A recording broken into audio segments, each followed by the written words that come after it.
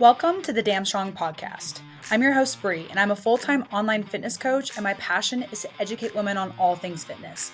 I help women just like you step into the power of knowledge and commitment to ultimately live your best and strongest life.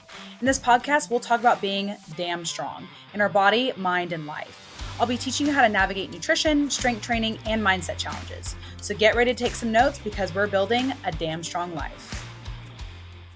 Hello, everyone. Welcome back to the podcast. I'm Bri, and this is the Damn Strong podcast. Today, we have a Q&A episode. So if you aren't familiar, every single month, I do a Q&A that is specific to the podcast. I post this question box for you to ask those questions on my Instagram stories. So if you're wanting to have your question answered on a future podcast, make sure to look out for my stories when I post a specific podcast Q&A box. I don't think I've had an episode where I haven't answered every single question in the Q&A box. I try to make sure I limit it to an hour total, but for the most part, if you submit a question, it's 99% chance going to get answered. So just want to encourage you guys to put questions in there because I definitely get like a moderate amount of responses, enough to where I feel like I can cover everything in a podcast episode. So guess without further ado, we'll just go ahead and jump into it. So if you're watching the video and you see me looking down, I just have my phone with all the questions pulled up.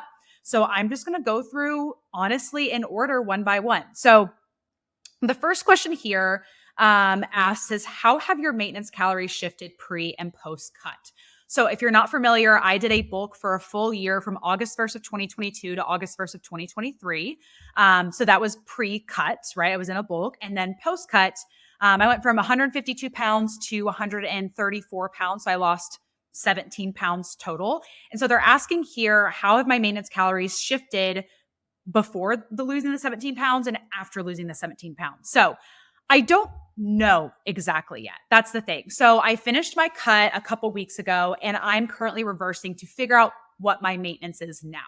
However, based on my knowledge, more than likely my maintenance, well, I know this for sure, my maintenance is going to be lower than it was when I was in a bulk. I weighed 152 pounds. I now weigh 134 pounds on average, right? So I'm 17 pounds of less mass. So my maintenance calories are 100% going to be lower pre and post cut because I physically have a smaller body. Your calorie intake is set up by a few things, mainly your activity and how large you are or how small you are, the size, your height, your weight, and all that. So because I have 17 pounds of less mass, that's 17 pounds less my body has to be maintaining, my maintenance is lower. Now, the last time I was roughly around 134 pounds was March of 2022. I finished a cut in March of 2022. I weighed down 133.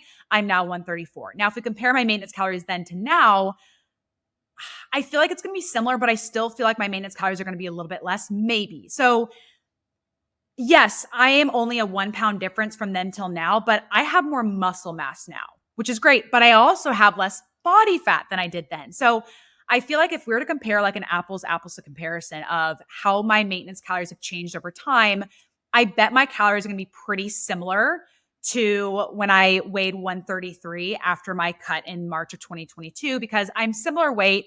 Yes, I have more muscle, but I also have less body fat. So it's probably going to net out for the most part. So if I had to guess, my guess of where my maintenance calories are going to be is probably right around the 2,300 mark. So I hope that makes sense in answering your question. I just think there's more to think about than just pre and post cut, because I was in a bulk, like I intentionally gained weight. And so when you're have more mass, you're going to require more calories. So next one, what happens if I do maintenance as a maintenance calories and hit 10,000 steps per day and do your program continuously, body recomp ?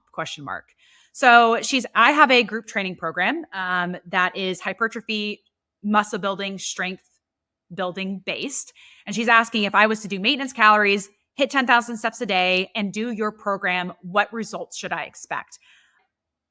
I guess they're assuming like body recomp would be what's going to happen. Yes, I would agree. So you're at maintenance. So we're not really losing any body fat, but we're in a more optimal place to build muscle. And part of recomp is building muscle and you staying the same body fat, right? And you're building muscle. Yeah, recomp is probably where you would be expecting the results from if you're at maintenance. If you're in a cut, it'd be building, maintaining muscle and losing body fat. If you're in a surplus, it would be building muscle more optimally, gaining a little bit of body fat. Maintenance, it's kind of that nice little nudge area of like you're going to be slowly putting on muscle, maintaining, maybe losing a little bit of body fat.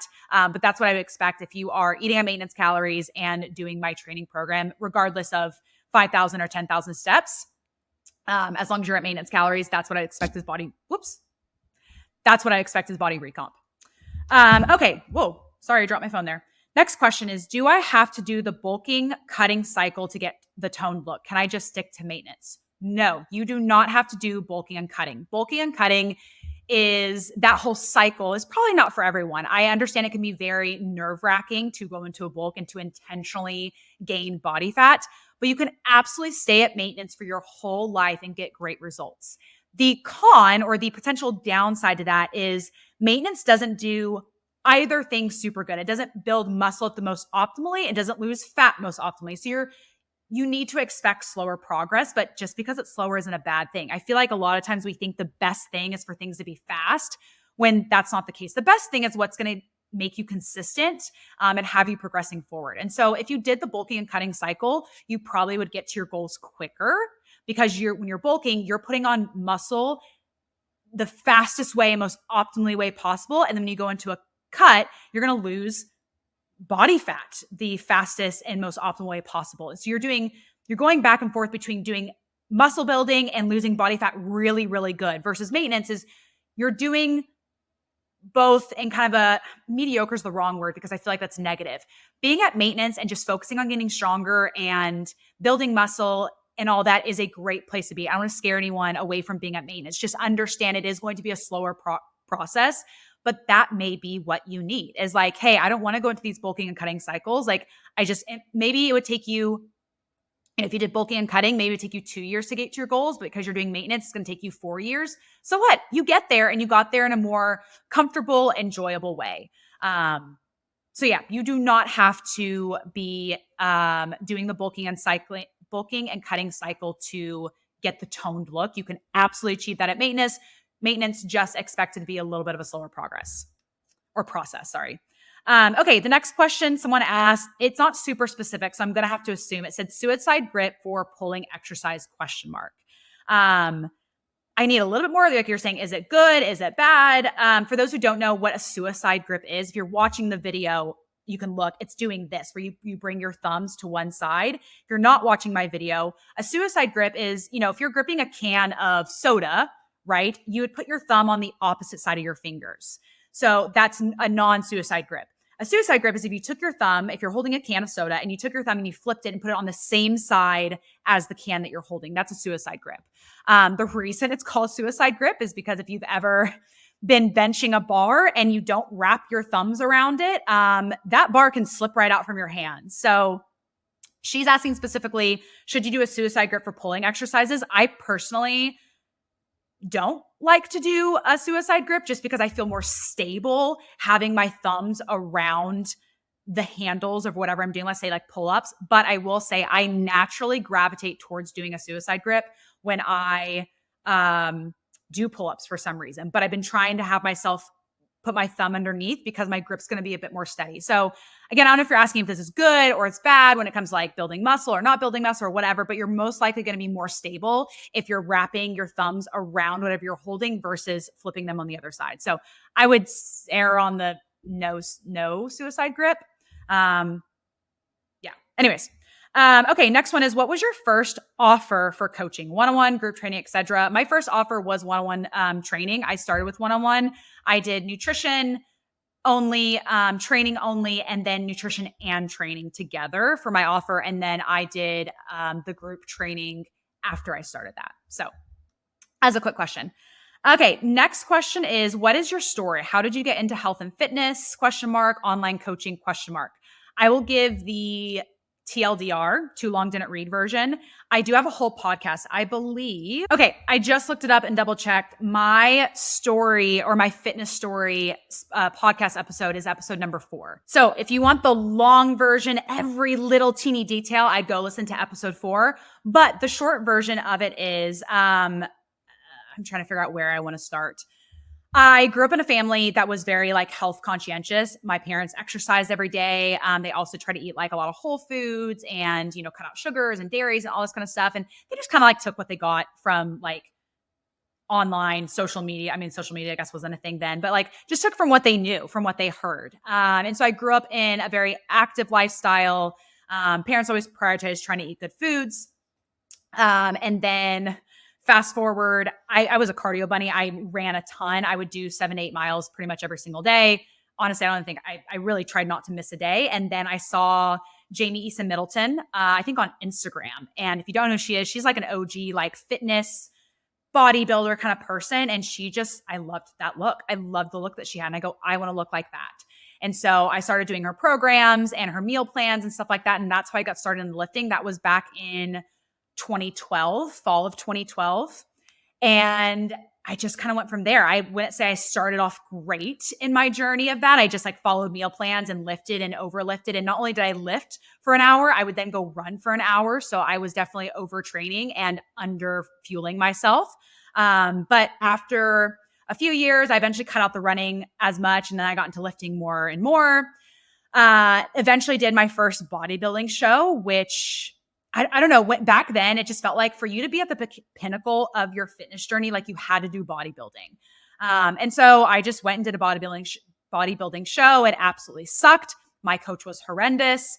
After I did that show, I basically had a terrible relationship with food. And I really pin that moment of working with my coach for that show as like a very transformative moment, because long story short, she basically had me eating like 800 calories a day and doing 2-a-days.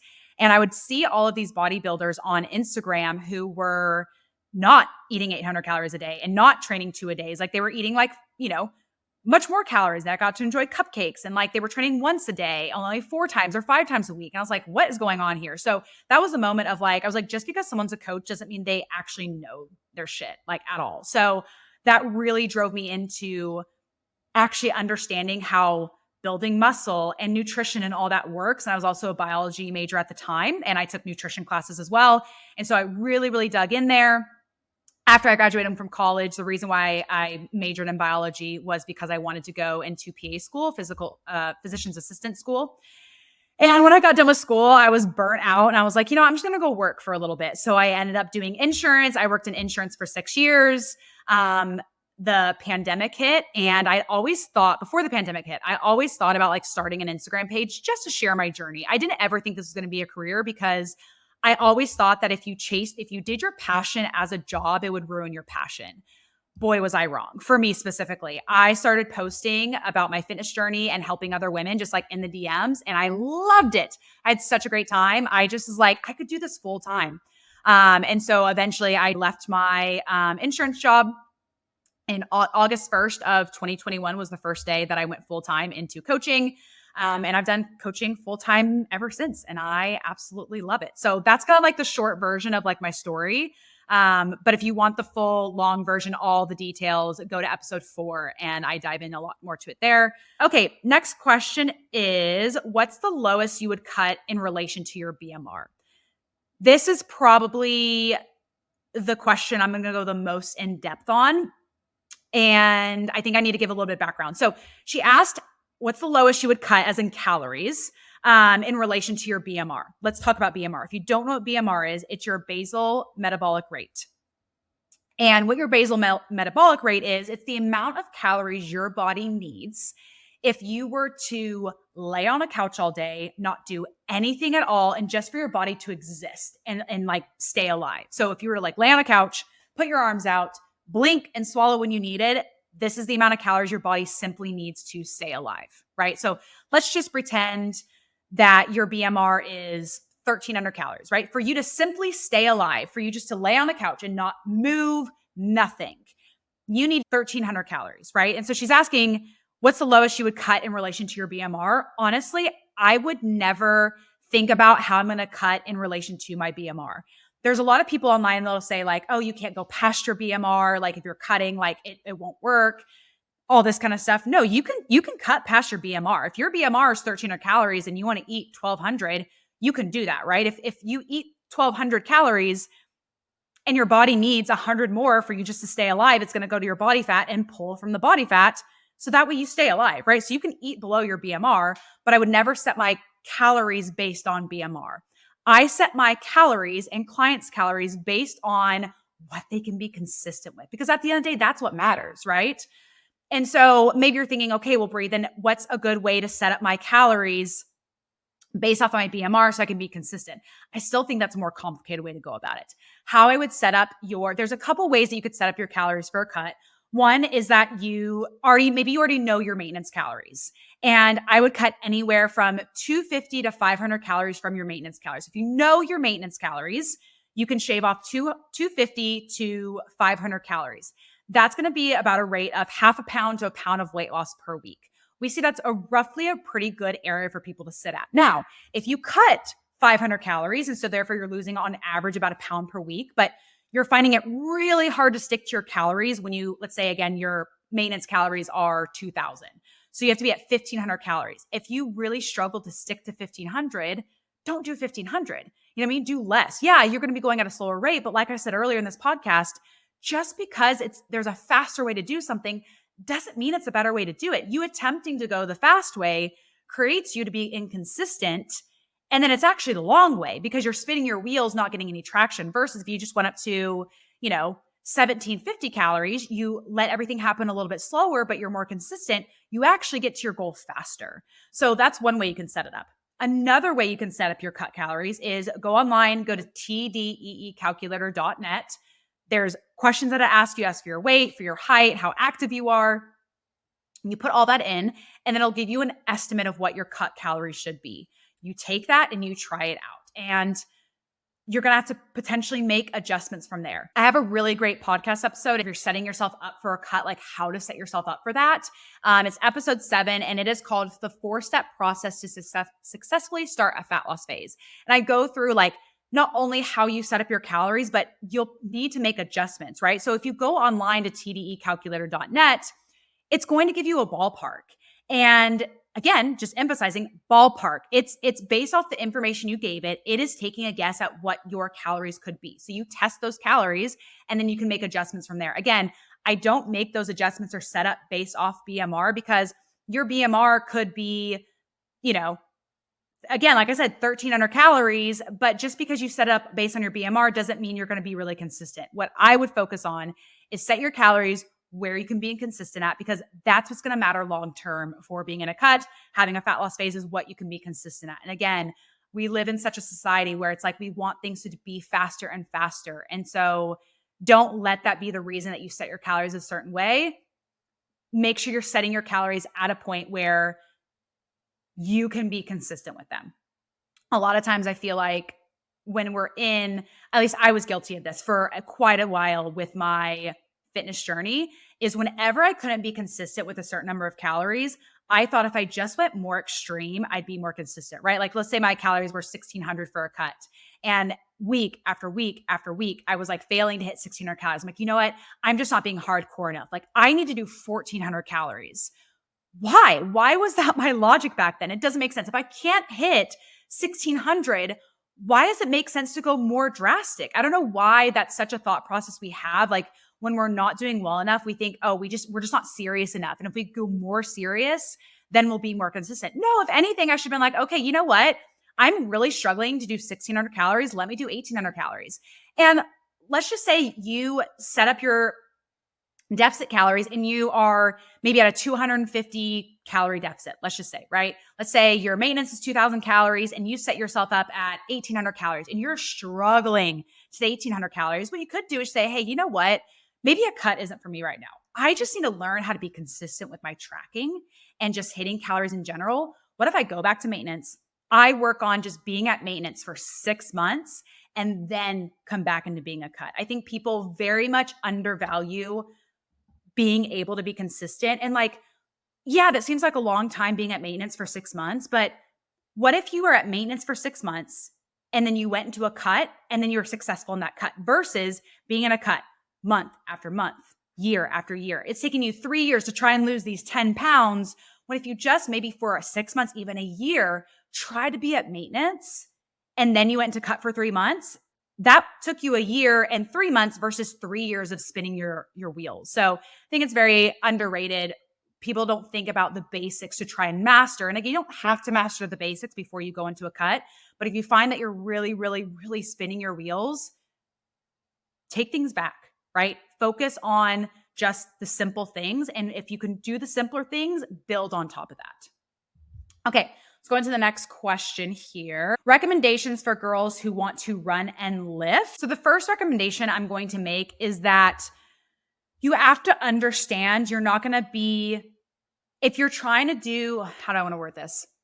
The first thing I'm going to advise and just put out there is if you're someone where like running is super important to you and lifting is super important to you, you're not going to crazy excel at both when you're doing both at the same time. It's going to be one of those things where it's like, okay, you need a certain amount of push to adapt to your running, but you also need an amount of push to adapt to your training. And you can't go balls to the walls on both because you need to be able to recover. And so you're only going to be doing both good, right? If you're doing both. However, you could prioritize one over the other. Maybe you have a half marathon coming up. And you're like, you know what? Right now, my running is what's most important. So I'm going to focus on my running as the adaptation and use strength training to assist with my running. You totally could do that.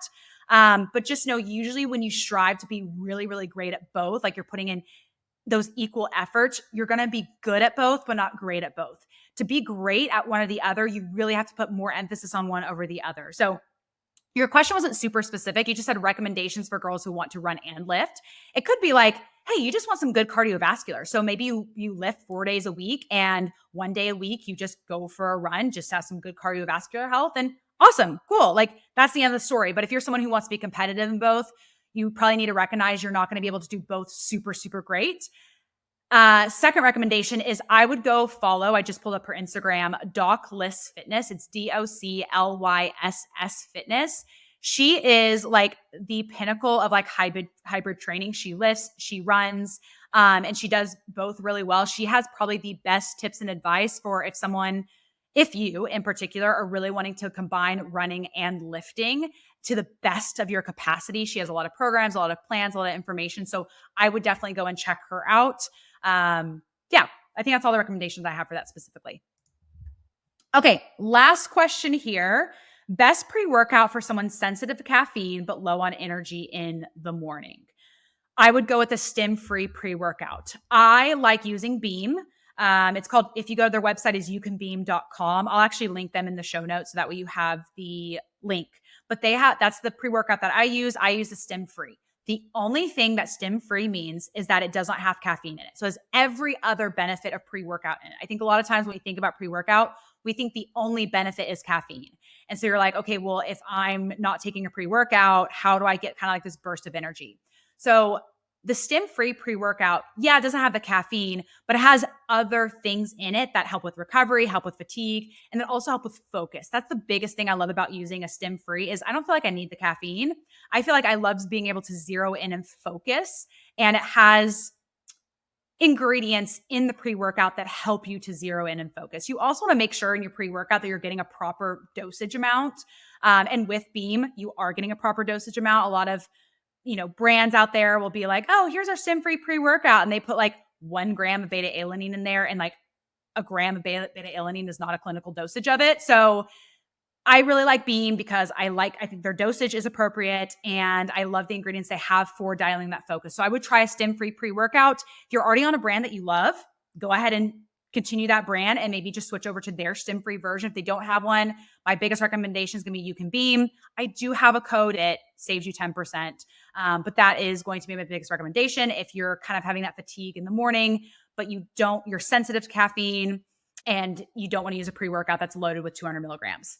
Actually, another solution comes to mind. What you could do is not only get a stim-free pre-workout, you could also supplement in with your own caffeine. Like, for example, if you're like, okay, I'm really sensitive to caffeine, I don't want 200 milligrams of caffeine in my pre-workout, you could have a cup of coffee for 60 milligrams of caffeine and then also have a stim-free pre-workout. That way you get the benefits of the pre-workout and also a little dosing of caffeine to help with that fatigue in the morning. So You could do it that way. There's also caffeine supplements. I have not used caffeine supplements, so I don't know what to recommend out there. I don't know how dosaging works with that specifically.